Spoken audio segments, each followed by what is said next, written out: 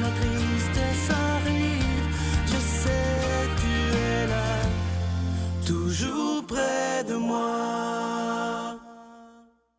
Bon matin, bienvenue à votre émission La Victoire de l'amour. J'espère que vous allez bien en ce mardi. Comme on le fait à toutes les semaines, on rencontre quelqu'un qu'on apprécie beaucoup et que j'apprécie énormément, Brigitte Médard.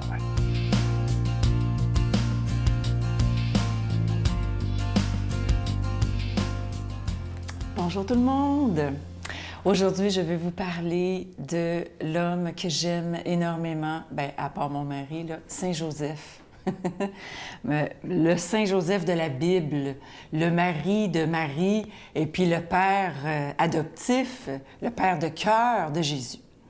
Alors, pourquoi je vais vous parler de lui? C'est que dernièrement, je réfléchissais à comment Dieu il a agi dans sa vie. Puis, on l'appelle souvent le juste. Dans Matthieu 1, 18, vous irez lire ça, c'est super intéressant. Voici quelle fut, on parle de la naissance de Jésus puis son origine. Alors, voici quelle fut l'origine de Jésus-Christ. Marie, sa mère, était accordée en mariage à Joseph. Or, avant qu'ils aient habité ensemble, elle se trouva enceinte par le fait de l'Esprit Saint. Joseph, son époux, qui était un homme juste et ne voulait pas la diffamer publiquement, résolut de la répudier secrètement. Il avait formé ce projet et voici que l'ange du Seigneur lui apparut en songe et lui dit « Joseph, ne crains pas de prendre Marie comme épouse, papa, c'est l'Esprit Saint, gna gna gna. » Puis on sait qu'il va accepter puis qu'il va suivre ce que le Seigneur lui dit. Mais ce qui m'a... sur la phrase sur laquelle j'ai médité dans cette prière-là, c'est Saint Joseph, homme juste, refuse de la dénoncer publiquement, mais va la répudier secrètement. Ça veut dire que c'est parce qu'il savait que s'il la répudiait publiquement, elle se ferait lapider. C'est pas compliqué. Il savait, c'est ça qui était là, dans ce temps-là. Et il décide de le faire secrètement pour que personne ne le sache, qu'elle garde son honneur, et lui aussi, puis ça finit là. Mais l'Écriture prend la peine de dire que parce qu'il a fait ça, il est juste. Il est juste, donc il est juste de ne pas dénoncer publiquement, mais de le faire secrètement, dans certaines circonstances. Alors, ça me dit, Saint Joseph, on ne parle pas souvent de lui, puis c'est un homme dans l'Écriture qui est toujours en silence. Il écoute. Il écoute qu'est-ce que le Seigneur lui dit. Puis quand on sait qu'il y a eu un songe, il était à l'écoute du Seigneur. Il voulait savoir, qu'est-ce que tu veux que je fasse, Seigneur? Pas juste regarder la loi, qu'est-ce que la loi dit, qu'est-ce que les gens vont dire, qu'est-ce que les rabbins diraient, les voisins, puis tout ça. Qu'est-ce que toi, Seigneur, tu veux que je fasse? C'est comme ça qu'il a été inspiré. Quelle belle leçon pour nous. Seigneur, que veux-tu que je fasse? Notre Père qui es aux cieux, que ton nom soit sanctifié, que ton règne vienne, que ta volonté soit faite sur la terre comme au ciel. Donne-nous aujourd'hui notre pain de ce jour. Pardonne-nous nos offenses comme nous pardonnons à ceux qui nous ont offensés. Ne nous laisse pas entrer en tentation, mais délivre-nous du mal. Car c'est à toi qu'appartient le règne, la puissance et la gloire pour les siècles des siècles. Amen. Le Seigneur est mon berger, je ne manque de rien. Sur des prés d'herbes fraîches, il me fait reposer. Il me mène vers les eaux tranquilles et me fait revivre. Il me conduit par le juste chemin pour l'honneur de son nom. Si je traverse les ravins de la mort, je ne crains aucun mal, car tu es avec moi. Ton bâton me guide et me rassure. Tu prépares la table pour moi devant mes ennemis. Tu répands le parfum sur ma tête et ma coupe est débordante. Grâce et bonheur m'accompagnent tous les jours de ma vie. J'habiterai la maison du Seigneur pour la durée de mes jours. Je suis tellement content de vous parler de ce beau cadeau du mois. C'est exclusif. On le fait faire sur mesure pour la Victoire de l'amour et c'est fabriqué au Québec. Il s'agit d'un beau médaillon avec le magnifique visage de Jésus d'un côté et de l'autre côté, c'est inscrit Je suis avec toi et je t'aime. C'est en étain, c'est en fini bronze antique et ça vient dans une belle petite pochette de velours. Il y en a qui vont préférer toujours le porter dans leur poche, peut-être les dames dans leur sac à main, mais l'important, c'est de toujours l'avoir avec soi. Il est déjà béni. Et quand des moments difficiles arriveront, simplement, peut-être même y toucher et dire au Seigneur, merci d'être avec moi. C'est symbolique, mais ça nous prouve qu'il est toujours avec nous. Je vous rappelle que c'est avec un don de 25 $ et si vous en voulez deux, parce que ça se donne vraiment bien en cadeau à des gens peut-être qui sont dans des hôpitaux, qui vivent des moments difficiles et je vous le dis aussi à des jeunes. Peut-être que des jeunes ne voudront pas porter de croix, mais avoir ce médaillon dans leur poche, ils vont se sentir protégés, j'en suis convaincu. Je vous donne l'adresse, la Victoire de l'Amour, casier postal 120, succursale Boucherville à Boucherville, le J4B 5E6, je vous la redonne. La Victoire de l'Amour, casier postal 120, succursale Boucherville à Boucherville, le J4B 5E6. Également par téléphone, par carte de crédit du lundi au vendredi de 8h30 à 16h30 dans le 514-523-4433, 523-4433 ou sans frais le 1-888-811-9291, 1-888-811-9291 et aussi sur notre site Internet, le www.lavictoiredelamour.org. Et pour ceux qui écoutent pour la première fois, évidemment, si on vous demande des dons, c'est qu'on doit payer pour être à la télévision, que ce soit pour la production et la diffusion. Et on est là depuis plus de 21 ans maintenant. Merci de votre grande générosité et merci aussi de votre prière.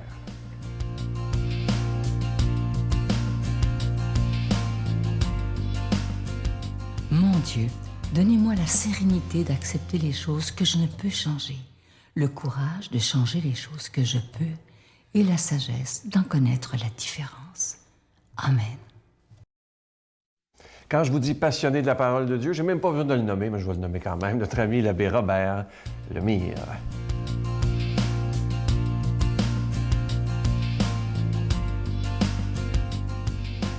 Bon matin de Dieu, vous tous. Aujourd'hui, notre évangile est tiré de Saint Jean, chapitre 3, versets 7 à 15. Ça aurait été le fun si vous aviez essayé hier, la première partie de cet évangile-là, où Nicodème s'en va voir Jésus, puis il dit, Seigneur, j'ai dit, comment qu'il faudrait que je fasse d'être heureux, puis d'être bien, puis avoir la paix, puis tout ce que tu veux. Puis Jésus a dit à Nicodème, il faut que tu renaisses. C'est qu'il revient ici, puis il dit, Jésus disait à Nicodème, ne sois pas étonné si je t'ai dit qu'il fallait que tu renaisses. Hein? Le vent souffle où il veut, il entend le bruit qu'il fait, mais tu ne sais pas d'où il vient ni d'où il va. Il en est ainsi de l'homme qui est né du souffle de l'Esprit. Puis Nicodème reprit, comment cela peut-il se faire? Je pourrais continuer, mais je veux juste rester là, OK? S'il vous plaît.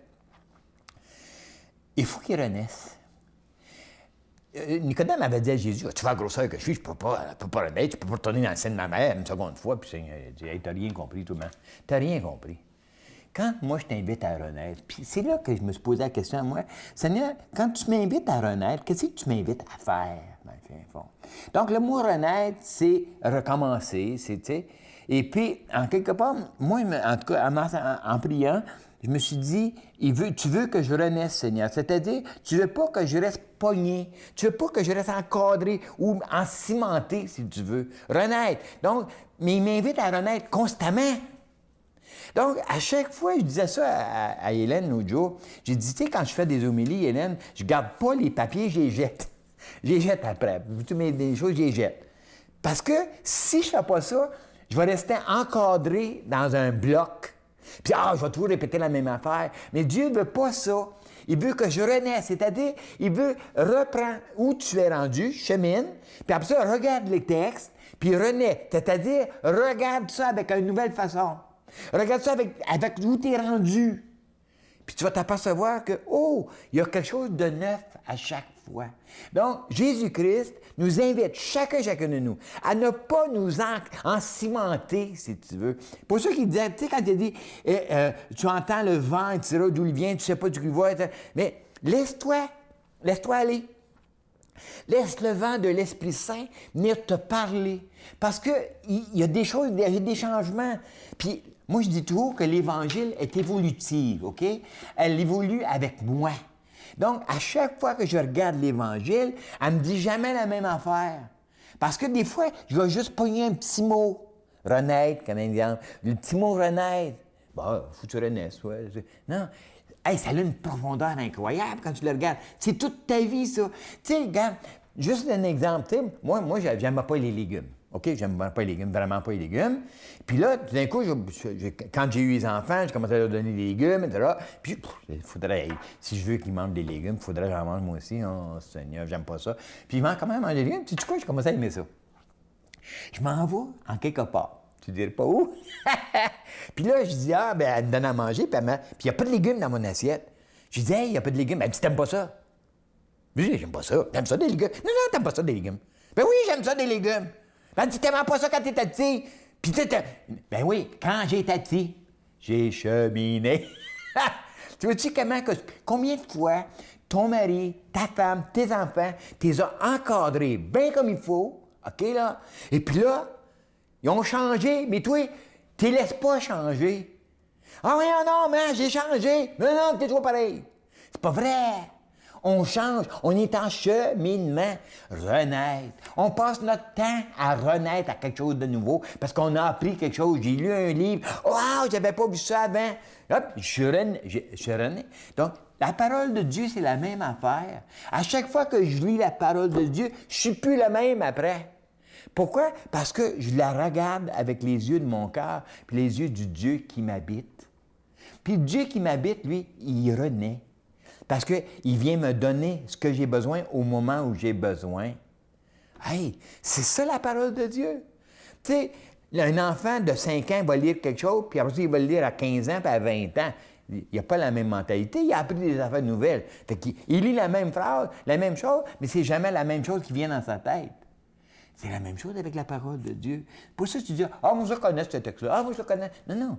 Lis-les avec ton cœur.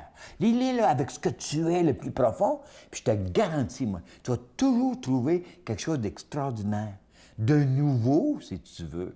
Parce que la parole de Dieu, elle est évolutive.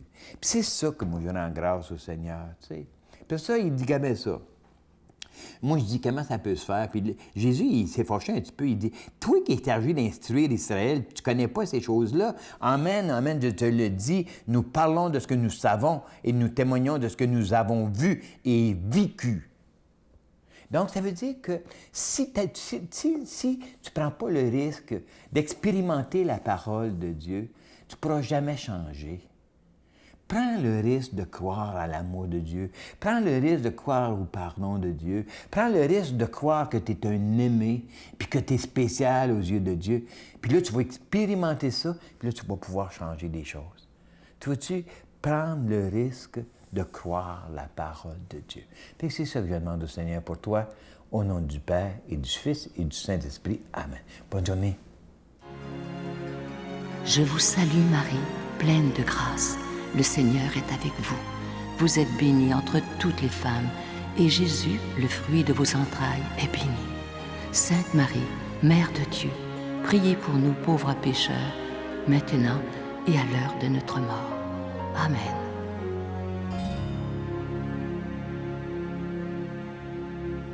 Pour ceux peut-être qui écoutent pour la première fois la Victoire de l'amour, je vous rappelle que nous avons une application tout à fait gratuite sur les téléphones intelligents ou les téléphones Android ou iPhone et aussi sur les tablettes. C'est tout à fait gratuit. Vous recevez tous les jours les émissions. Vous pouvez écouter à l'heure que vous voulez. Vous recevez une parole de Dieu tous les matins. Et il y a plein de choses que vous pouvez recevoir. C'est tout à fait gratuit et c'est bien pour ceux même qui partent en vacances. Vous pouvez avoir vos émissions partout où vous allez et à l'heure que vous le voulez. Alors, téléchargez aujourd'hui afin qu'on... Je sais qu'il y a déjà des milliers et des milliers de personnes qui l'ont fait. Alors, c'est à votre tour peut-être de le faire, de télécharger l'application gratuite La Victoire de l'amour pour téléphone et tablette. À demain. Bye. J'aime l'Église, moi.